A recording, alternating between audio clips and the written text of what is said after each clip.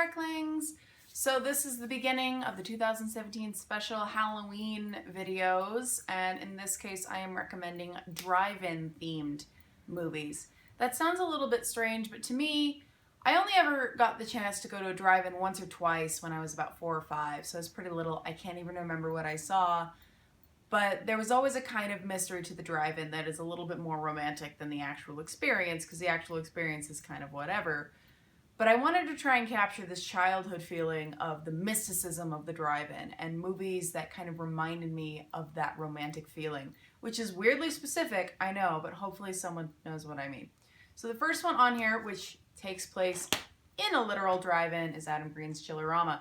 Now, I saw this movie on Netflix several years ago, and the whole time I couldn't really believe what I was seeing. This movie's a lot, and nothing could really prepare you for it.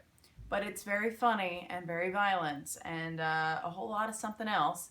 And it takes place in a drive-in as the wraparound story with individual segments throughout it, including such memorable things as Diary of Anne Frankenstein. And it's a lot to take in, but it's definitely a fun little treat that everyone should partake in.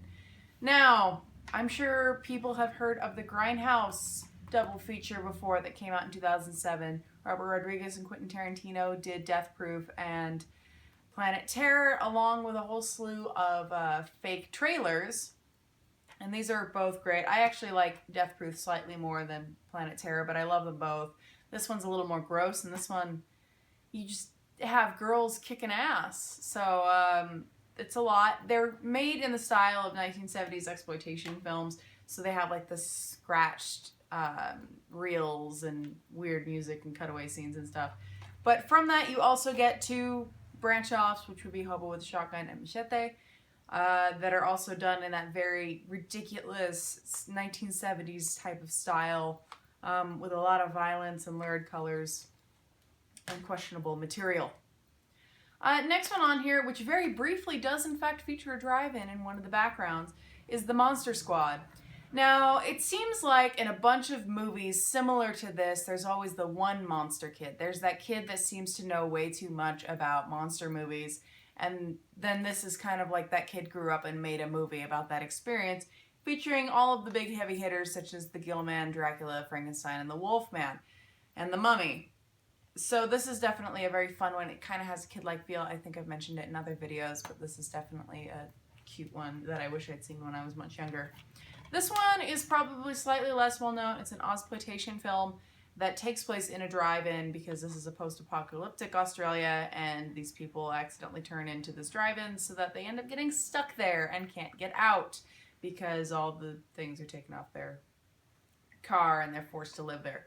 I still don't know how I feel about this one. I know that the main reason it's brought to U.S. audiences is courtesy of Quentin Tarantino, but this is certainly a strange film that I haven't quite seen the likes of before. Another interesting one, and this kind of has the same feel as Monster Squad, it's a throwback to classic horror and especially 1950s style B-movies, is Night of the Creeps. And it has a lot of notes of humor. It's very 80s. And it also has a pretty unforgettable tagline. The good news, your dates are here. The bad news is they're dead. And this is definitely something else.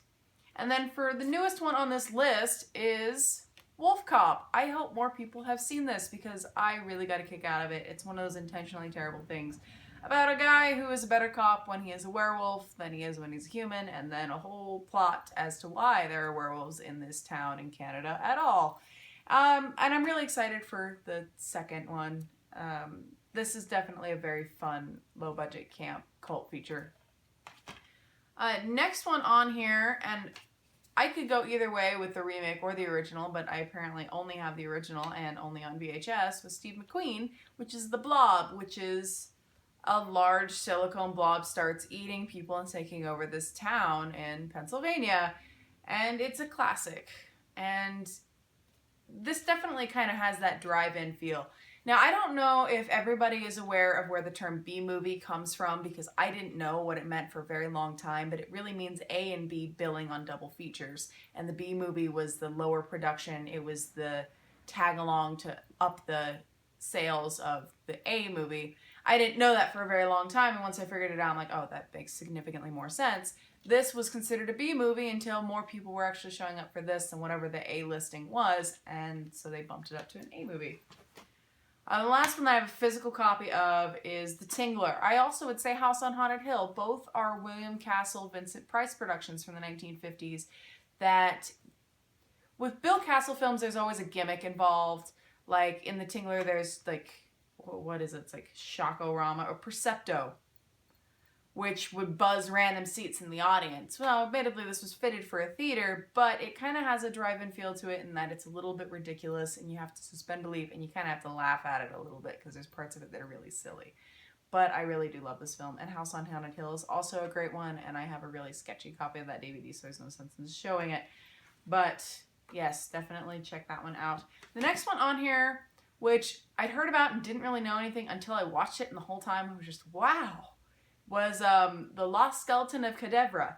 Now this one is from 2001, but made to look like it was made in the 1960s, and it's got a lot of the really cheesy, bad dialogue that you expect from B movies, especially Ed Wood style movies from the 1950s. So it would make fun drive-in fare for me because it doesn't necessarily make sense, and that's half of the joke.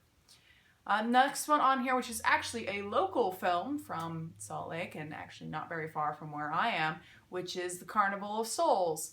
And this is a very fun little ghost story from the 1960s, or 1960, that was total drive-in fare, kind of almost forgotten about, and then it recently got a re-release in the last couple of years that made it look great again, and that's definitely a treat, and it kind of has all of the epitome of the ghost story stuff with the carnival stuff that you kind of want in an October drive-in.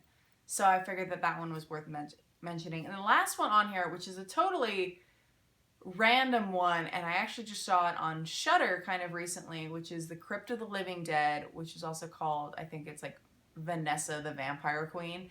And this is total trash. Just putting it out there, it's total trash. And I was sitting there watching it, actually looking for Crypt of the Vampire, and got something else. And everything about it reminded me of what I felt a drive-in movie should be. It reminded me of the type of movie that you have in the background for the monster kid to watch in one of these other movies. So when you have that one kid in a group of kids in a G-rated horror film, this is the type of thing he's watching. Everything about it's very hokey and very stylized with the Misty Moors and the vampire lore and all this stuff.